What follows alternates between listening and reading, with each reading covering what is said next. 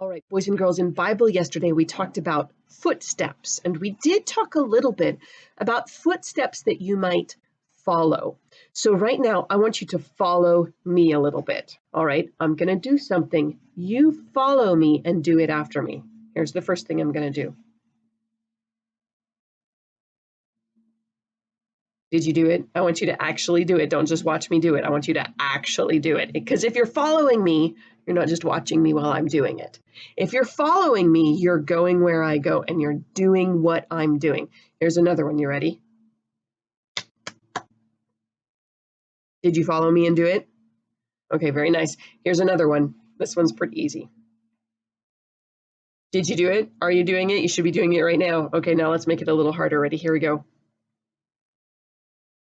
Did you do it? Or did you at least try, even if you weren't able to do it? Okay, so I've stuck a video inside of this video. It's one that you'd go to on YouTube, but instead of having to click the link, I just stuck it inside this video. So it's about to come up. I want you to notice two things about that video. First of all, notice this is Jesus telling some people to follow him. Now, this story about Jesus telling people to follow him, it's not the main story we're going to be studying this week and next week, but it's going to get our brain ready for it. So Jesus is telling some people to follow him.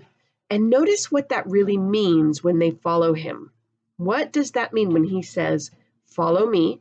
And then also during the story, at the beginning, where you first start seeing the boats, there's a little mistake in what they're saying. They say the lake rose up over the lake. What they mean is actually the sun rose up over the lake. I wanted you to know that because when I watched it, I got a little confused. So when they say at the beginning, the lake rose up, they actually mean the sun rose up because people back then went fishing at nighttime. That was the time when they caught the most fish. In fact, people still do that now. They go fishing really early in the morning or really late at night. So they were fishing at nighttime. And as the sun rose up, it was the end of their fishing time. It was time for them to go back to the shore. So now you should know those things and be ready for the video. Here we go.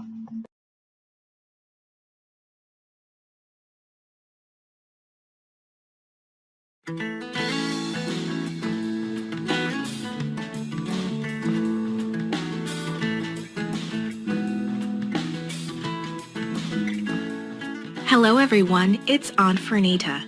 The title of today's story is Going Fishing. The memory verse is from Matthew chapter 4, verse 19. It says, "Come, follow me," Jesus said, "and I will make you fishers of men." The message is I follow Jesus and share him with others. Have you ever caught a fish? Or watched anyone fishing? A long time ago, men learned a new way to fish. The lake was rising over the hills east of Lake Gennesaret.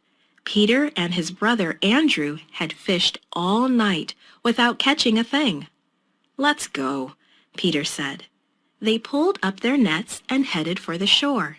As the people crowded closer and closer, Jesus stepped into Peter's boat and asked him to pull out into the water. He sat in the boat and continued to talk to the crowd of people on the shore. He told them that they could be in God's kingdom if they believed in him. When he finished speaking, Jesus turned to Peter and said, "Let's go out and catch some fish." Andrew was puzzled. The sun was high overhead. Nobody fished in the heat of the day. Why?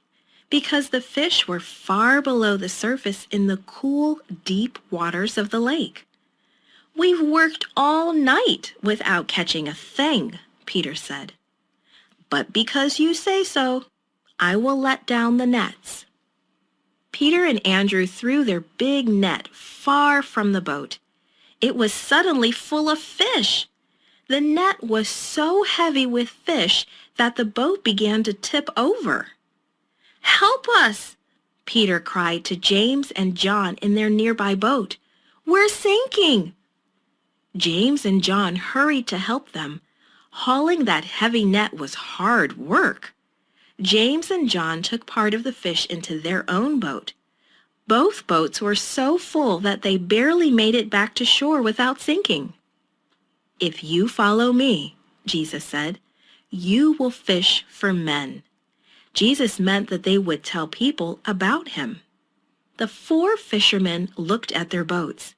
They had never before caught so many fish at one time. Truly, this was a miracle, and the man who had made it happen wanted them to follow him. Peter remembered the people who had followed Jesus to the lakeshore. He thought of his nets, so full that his boat had almost sunk. He probably thought of all the money he could earn. But he decided to follow Jesus. So did Andrew, James, and John. They walked away from the biggest catch they had ever seen. They left everything behind and put Jesus first in their lives. As long as they lived, they told many people about him. We too can follow Jesus when we put him first and tell others about him. He will lead us to those who need to know about him, and he will help us to be fishers of men. This podcast is read by Franita Buddy for Gracelink.net. Created and produced by Falvo Fowler. Post-produced by Faith Toe at Studio El Piso. The theme music is by Clayton Kinney. Animation and artwork by Giogo Godoy. The audio engineer was Karel Holness. For more information, please visit Gracelink.net. You notice that? When Jesus told them to follow him, what he meant was not just walk after me, although that's what they did.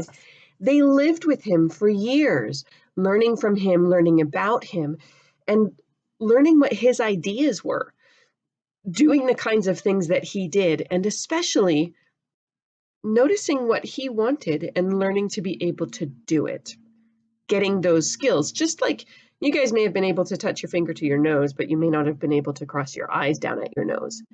So it took them some time to actually learn to follow him. It wasn't like all of a sudden magically they could do everything that Jesus was saying. So, boys and girls, in Bible this year, we've already talked about some people who followed God. In fact, we talked about a couple of people where God specifically told them things to do, and they did it. So I want you to think back to some of those Genesis stories that we've talked about.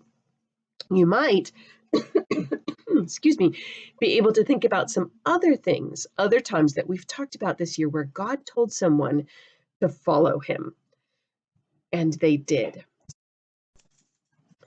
So that's what to do today. Think about a time that we've talked about this year in Bible where someone followed God. Draw a picture of it or write about it in your encounter journal and send me that.